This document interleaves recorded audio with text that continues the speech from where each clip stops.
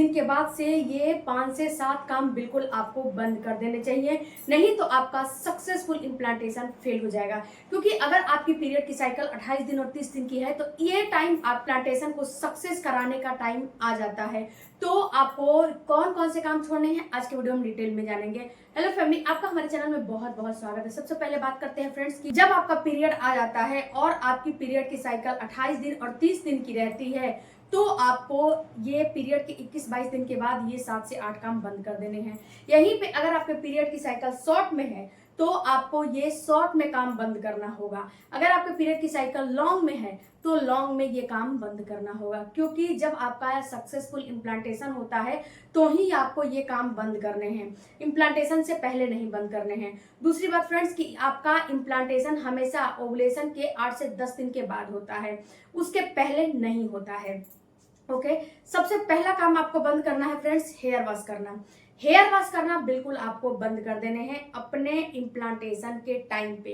क्यों बंद कर देने हैं? क्योंकि फ्रेंड्स जब हेयर वॉश करते हो तो आपका सडन प्रोजेस्टेरोन हार्मोन जो है बढ़ा हुआ रहता है वो नीचे आ जाता है, और जब प्रोजेस्टेरोन हार्मोन नीचे आ जाता है तो आपके यूट्रस में कॉन्ट्रैक्शन होने लगता है और आपका गर्भ खराब होने का चांस बहुत ज्यादा रहता है। इसका जो है लॉजिक, इसके पीछे बहुत सारे लॉजिक हैं। सबसे पहले फ्रेंड्स जो आपका यूट्रस होता है उससे और आपका माइंड और आपका जो है पैर का तलवा, इससे बहुत ज्यादा गहरा कनेक्शन होता है। जो यूट्रस से ब्लड होके जो आपके माइंड से ब्लड होके आता है वो यूट्रस में आता है, वो तलवा में जाता है। अगर यहाँ पे आप सर से नहाते हो या फिर हेयर वॉश करते हो तो इससे होता क्या है कि आपके यूट्रस में ठंडा ब्लड जाता है, और जब ठंडा ब्लड जाता है तो ये आपके यूट्रस में कॉन्ट्रैक्शन जो है लाने का काम करता है, और जब आपके यूट्रस में कॉन्ट्रैक्शन होता है तो यहाँ पे आपका कॉन्ट्रैक्शन होने की वजह से आपका एंडोमेट्रियम की दीवार जो है ढहने लगता है। प्रोजेस्टेरोन हार्मोन जो है कम होने की वजह से एंडोमेट्रियम की दीवार गिरने लगता है और आपका प्रेगनेंसी खराब हो जाता है। तो इस वजह से आपको हेयर वॉश नहीं करने चाहिए। अब आपके दिमाग में आएगा कि हेयर वॉश कब करने चाहिए। तो जब आप जो है एक हफ्ते या फिर एटलीस्ट 2 हफ्ते आप हेयर वॉश मत करो। उसके बाद आपको करने क्या है कि जब जैसे कि आप पीरियड जो आपका 28 दिन 30 दिन की साइकिल है तो 21वें दिन कर लो, उसके बाद आप जो है पीरियड का जो है बंद कर दो हेयर वॉश करना। उसके बाद आप जो है जब आपका पीरियड आने वाला है, जो डेट आने वाला है मिस हो जाता है, प्रेगनेंसी टेस्ट कर लो। उसके बाद आप डॉक्टर से कंसल्ट करो। यहाँ पे डॉक्टर प्रोजेस्टेरोन हार्मोन का आपका चेकअप करेगा, थोड़ा बहुत मेडिसिन वगैरह दे देगा। उसके बाद आप जो है आराम से हेयर वॉश कर सकते हो, कोई दिक्कत नहीं होने वाला है। तो ये काम करके देखो, बहुत ज्यादा महिलाओं पे ये फार्मूला वर्क किया है। तो एक बार आप भी ट्राई कर रहे हो, नहीं रुक रहा है तो ये जो है फार्मूला जरूर ट्राई करना। दूसरा काम नहीं करना चाहिए रिलेशन बनाना। फ्रेंड्स रिलेशन आपको इम्प्लांटेशन के टाइम पे बिल्कुल नहीं बनाने चाहिए। क्यों नहीं बनाने चाहिए? क्योंकि जब आप रिलेशन बनाते हो तो आपके जो है पेट पे दबाव पड़ता है। पेट पे तो दबाव पड़ता ही पड़ता है। आपके पार्टनर के जो स्पर्म होता है उसमें कुछ ऐसे एंजाइम होते हैं जो आपके यूट्रस में कॉन्ट्रैक्शन लाने का काम करते हैं, और जब यूट्रस में कॉन्ट्रैक्शन आ जाता है तो आपका गर्भ खराब हो जाता है और आपको इस बात से जो है बिल्कुल आप अनजान रहते हो, आपको पता नहीं चलता है। तो कभी भी आप अपने जो है इम्प्लांटेशन के टाइम पे रिलेशन आपको नहीं बनाने चाहिए। ओके, इसके बाद फ्रेंड्स जब आप रिलेशन बनाते हो तो ये भी देखा गया है कि आपका जो पेट पे दबाव पड़ता है उसकी वजह से भी जो आपका नन्हा सा जैगॉट है वो उसका निकलने का चांस बहुत ज्यादा होता है। ये भी काम नहीं करने चाहिए।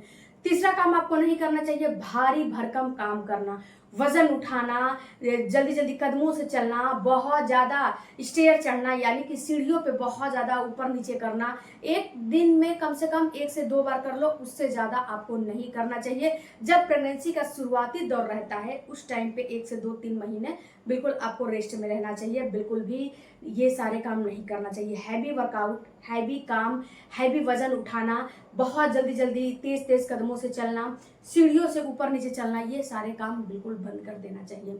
उसके बाद आपको चौथा आपको काम बिल्कुल नहीं करना चाहिए, अपने डाइट में आपको कभी भी पाइनएप्पल और पपीता का इस्तेमाल नहीं करना चाहिए।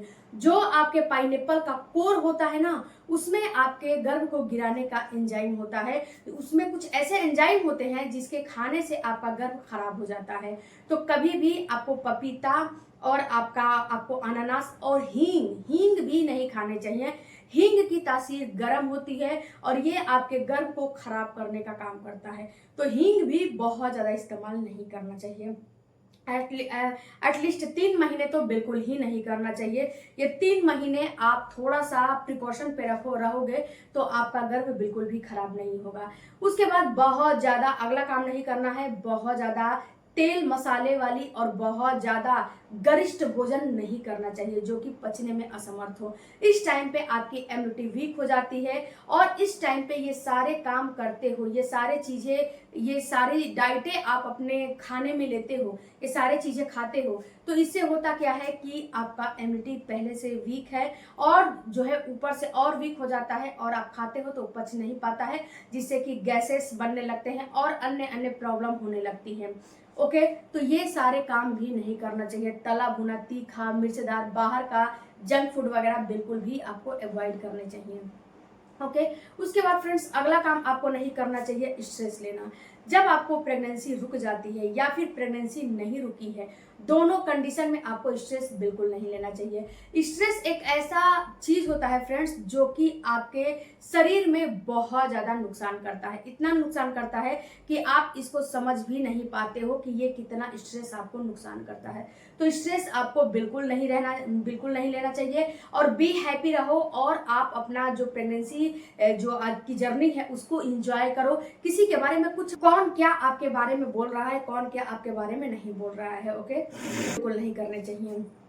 उसके बाद फ्रेंड्स अगर आप हाउस वाइफ हो तो आपके शरीर को, आपकी बॉडी को ये हैबिट नहीं है कि आप बाहर का काम करो। अगर बाहर जो है वर्किंग लेडीज हो, घर का भी काम करती हो और वर्क भी करती हो, यानी कि बाहर जॉब वगैरह भी करती हो, तब तो आपके बॉडी को ये हैबिट है, दोनों जो है कंडीशन में वो अपने आप को सेट कर सकता है। अगर आप केवल जो है हाउस वाइफ हो तो आप इस टाइम पे बाहर जो है मत जाया करो, क्योंकि बाहर का जो पर्यावरण है, जो वातावरण है, वो आपकी बॉडी एडजस्ट नहीं कर पाएगी। क्योंकि आप घर में रहते हो और एकाएक बाहर जाओगे तो बाहर है, गर्मी है, धूप है, पसीने आएंगे, धूल मिट्टी है, मतलब बहुत सारे ऐसे चीज है जो कि आपको नुकसान कर जाती है और जब नुकसान कर जाएगी तो ये सीधे आपके हार्मोन पे और आपके गर्भ के ऊपर अटैक करता है। तो अगर हाउस वाइफ हो तो बाहर कम से कम 10-15 दिनों के लिए मत जाओ, बंद कर दो। और घर जो है दोनों जगह काम करते हो तो ये आपके बॉडी को बिल्कुल ही एक्सेप्टेड है, ये आपकी बॉडी एक्सेप्ट कर लेगी। बाहर जाओ या फिर अंदर रहो, दोनों साइड में ये आपकी बॉडी उसे समझ जाएगी और इसे ये एक्सेप्ट कर लेगी, आपका गर्भ खराब नहीं होगा। उसके बाद फ्रेंड्स अगर आप गाड़ी वगैरह चलाते हो तो आप ये ध्यान रखना कि कभी भी जब प्रेगनेंसी हो जाती है इम्प्लांटेशन के टाइम पे जो आपका रास्ता है उबड़ खाबड़ नहीं होने चाहिए। उबड़ खाबड़ रास्ते पे चलने से भी आपका गर्भ खराब होता है। आपने ये नोटिस किया होगा कि कहीं पे ब्रेकर आता है तो जब गाड़ी पे बैठे रहते हो या फिर खुद बाइक चला तो जो रास्ता होता है वो उबड़ खाबड़ होने की वजह से बाइकें या फिर स्कूटी उछलती है, तो उछलने की वजह से आपका गर्भ खराब होने के चांस होते हैं। तो आई होप फ्रेंड्स कि इस वीडियो में मैंने जितने भी आपको बताए हैं चीजें वो आप बिल्कुल भी नहीं करोगे तो आपका गर्भ बिल्कुल भी नहीं खराब होगा। ओके, तो इस चीज को आप बिल्कुल इम्प्लांटेशन के टाइम, आगे नहीं और जब बहुत ज्यादा पीछे नहीं, इम्प्लांटेशन के टाइम एटलीस्ट आपको बिल्कुल ही नहीं करने चाहिए। वीडियो अच्छा लगा होगा, चैनल को सपोर्ट कीजिएगा, सब्सक्राइब कीजिएगा। और हाँ फ्रेंड्स, ये कॉटन की साड़ी है, अगर आपको लेना है तो ये जो यहाँ पे दिख रहा है शॉप का ऑप्शन, वहां से आप खरीद सकते हो। Thank you for watching.